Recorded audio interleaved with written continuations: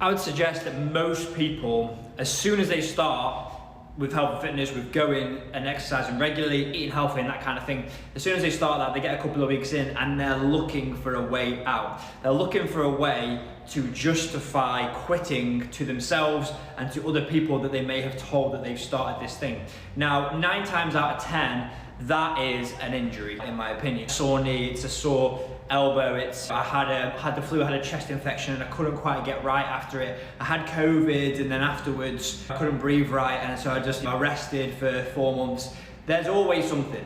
And I think those people need to really try and go a level up, right? And try and assess, why am I thinking this way? Is it because I actually believe that this is a problem that's going to stop me from exercising and living the life that I want to lead over the next 20 years and having a high quality of life? Or is it the fact that it's just really hard and I want a way out? I think 9 times out of 10 it's this. Now the problem is, this doesn't happen necessarily consciously. I think this is a subconscious action that people are having. And I always think it's a little bit like when you're a kid and you're in school and you're a bit ill and and then you tell your mum you're ill and then she's like, yeah, you can have a day off school, and you're like, yes.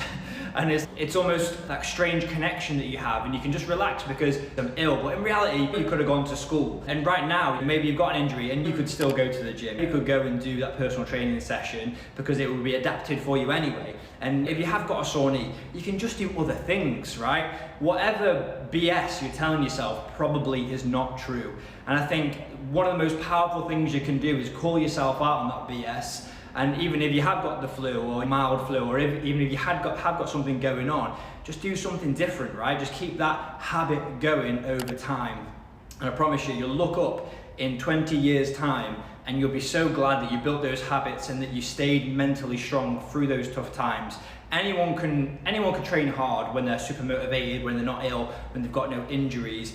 It really tests you when you get to that level where you have that knee problem, where you have that back problem, where you had COVID and you have to get back into it again. They're the times which count the most, right? And they're the times that you have to get through to see this progression over a very long period of time. If you just keep quitting every time something happens, whether it's personally, whether it's within your family, whether it's an injury, I promise you, you're gonna go like this, right? It might take a year, it might take 2, but something will happen eventually and you will just go back on the same track you were going before.